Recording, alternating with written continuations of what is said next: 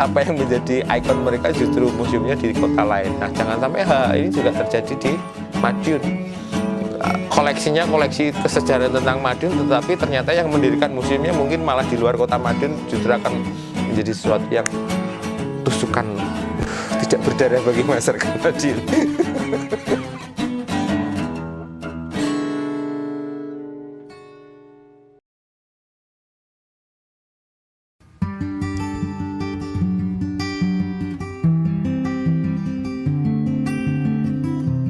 Ya, perkenalkan, nama saya Bernardi Sabit-Dangin, tapi biasa teman-teman ataupun kolega sering memanggil saya Mas B ataupun Mak B. Saya pengelola Museum Purabaya yang berlokasi di Desa Wisata Gunung Sari, Kecamatan Madiun, Kabupaten Madiun. Museum Purabaya mengambil nama Purabaya itu sebagai wilayah Madiun di zaman dulu ketika belum ditaklukkan Mataram. Jadi namanya Madiun di era itu adalah Purabaya. Jadi nama itu saya sematkan sebagai penanda bahwa museum ini itu mengambil tema, mengambil materi kesejarahan dari proses peradaban yang ada di Madiun.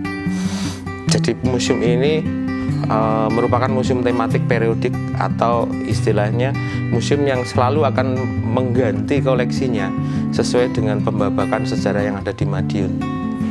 Untuk kegiatan pendirian museum ini semula berawal dari hobi, ya Mas, dari hobi kesejarahan tentang Madiun. Jadi dari mulai 2014, karena seringnya kita belusukan ya ke tempat-tempat bersejarah di Kabupaten Madiun, itu banyak sekali menemukan realita dan fakta di lapangan bahwa banyak benda-benda ataupun artefak cagar budaya yang tidak mendapatkan tempat selayaknya. Oleh karena itu, dari mulai 2014 itu saya sudah mulai mengumpulkan koleksi benda-benda cagar budaya ataupun artefak kesejarahan yang ada di Madiun. Dan kemudian untuk pendirian bangunan ini dari mulai tahun 2015, terus mulai mengisi koleksi yang ada di museum ini dari mulai tahun 2017.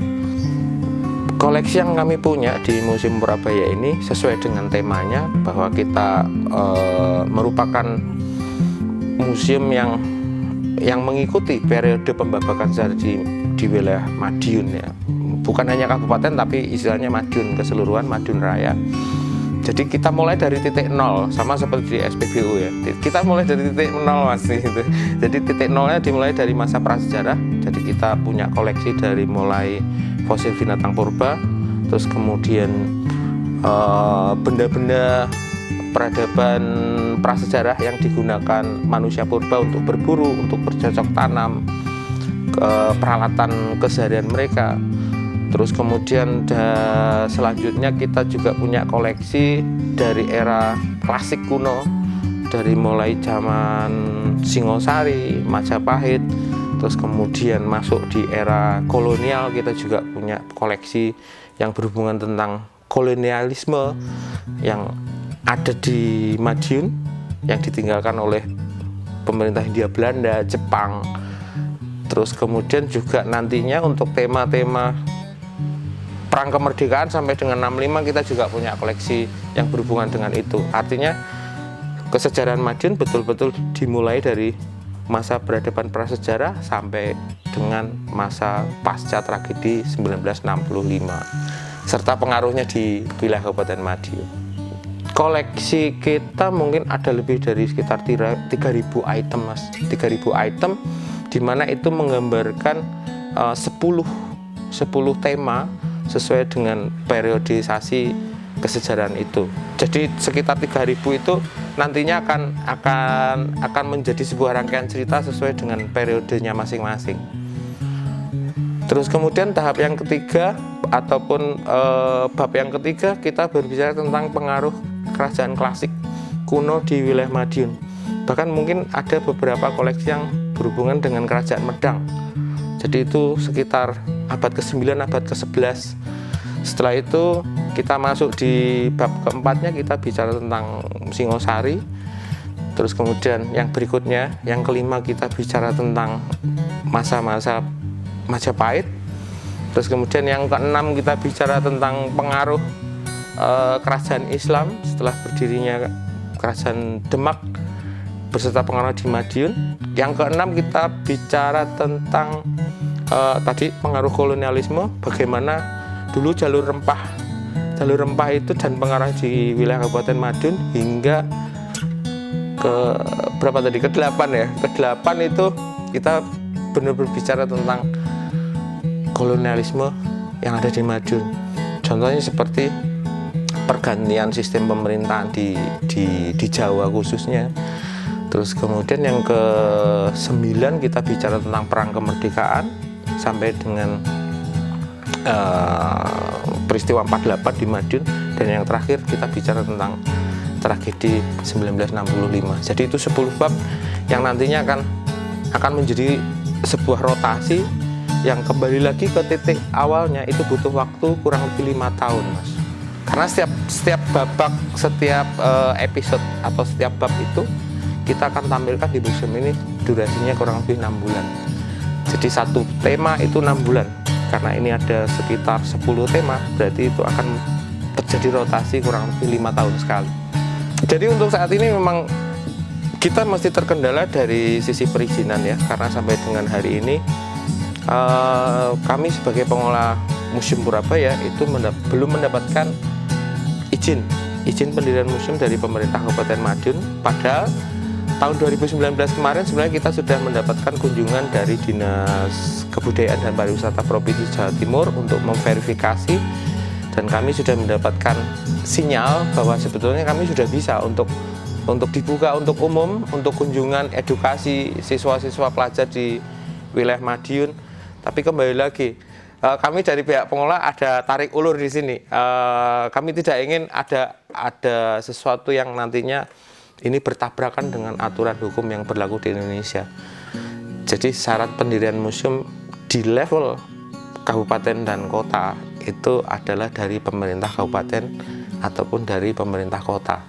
Jadi kalau ditanya dari mana sih dapat barang-barang ini ya, koleksi museum ini, ya kita ikuti aturan main, Mas. Jadi ada peraturan perundang-undangan tentang permuseuman, di situ ada alur bagaimana kita mendapatkan barang-barang ataupun artefak cagar budaya itu secara legal.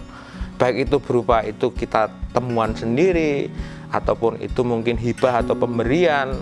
Terus kemudian ada juga barter, ada juga itu barang itu kita beli dari seseorang yang memang itu sudah apa ya, secara aturan tidak ada masalah.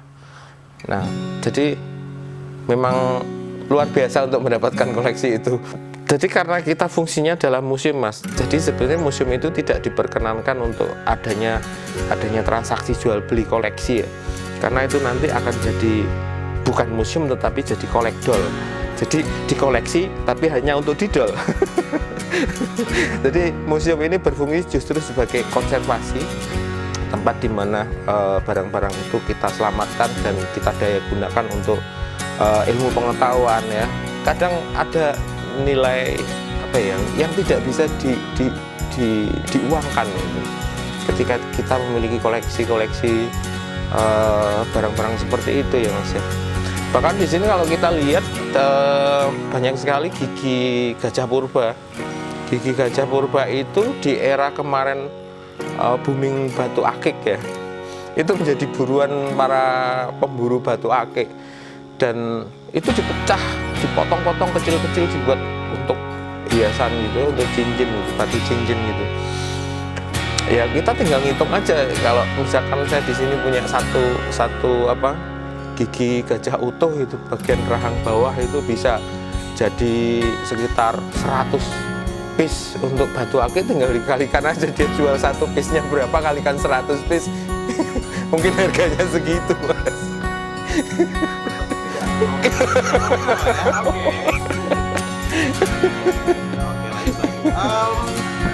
Jadi untuk mendapatkan apa ya, ciri-ciri untuk mengenali ciri-ciri khas dari artefak itu, apakah itu asli ataukah itu retro. Itu memang saya belajar Mas, jadi saya belajar bagaimana mengenali sebuah artefak ini, apakah ini asli ataupun ini palsu, ataupun itu buatan baru yang dibuat seolah-olah seperti aslinya, seperti itu. Jadi perlu apa ya, pengalaman untuk bersentuhan dengan hal itu. Jadi ketika kita bicara tentang fosil, yang paling sederhana adalah kita gunakan alat ini yang mungkin cutter ataupun mungkin obeng kecil gitu untuk memastikan bahwa benar-benar itu strukturnya itu memang fosil. Karena ada juga pemalsuan fosil itu yang dibuat dari bahan semen ataupun bahan-bahan kimia lainnya. Jadi ketika kita korek dengan peralatan yang sederhana itu, nanti akan kelihatan apakah itu asli atau tidak. Termasuk juga hal yang lain ya, contoh seperti perhiasan-perhiasan. Kita punya koleksi perhiasan dari mulai perhiasan perunggu, perhiasan perak, perhiasan emas, bahkan perhiasan dari manik-manik purba dari zaman prasejarah. Itu caranya ya sederhana, kita juga menggunakan itu, kita kerok apakah itu nanti muncul reaksi, atau kita juga bisa gunakan zat-zat kimia tertentu ya, kita teteskan apakah nanti dia bereaksi atau tidak. Dan untuk beberapa hal yang memang saya tidak punya pengetahuan di bidang itu, saya biasanya meminta jasa dari teman ataupun kolega yang memang dia menguasai perihal itu. Contoh misalkan kita bicara tentang keramik atau gerabah, saya nggak paham tentang dunia keramik dan gerabah, jadi biasanya saya juga akan minta bantuan dari kolega untuk memastikan apakah keramik ini itu asli ataupun reproduksi. Kami hanya mungkin berharap akses ya, keterbukaan akses untuk kami bisa menjadi lebih besar lagi. Karena banyak sekali contoh-contoh museum-museum di Jogja, di Jakarta, ataupun di tempat lain. Mereka itu museum yang kecil-kecil tetapi punya legalitas yang lengkap dari pemerintah daerahnya, dan akhirnya menjadi sebuah destinasi wisata, menjadi sebuah tempat edukasi. Apa yang menjadi ikon mereka justru museumnya di kota lain. Nah, jangan sampai hal ini juga terjadi di Madiun.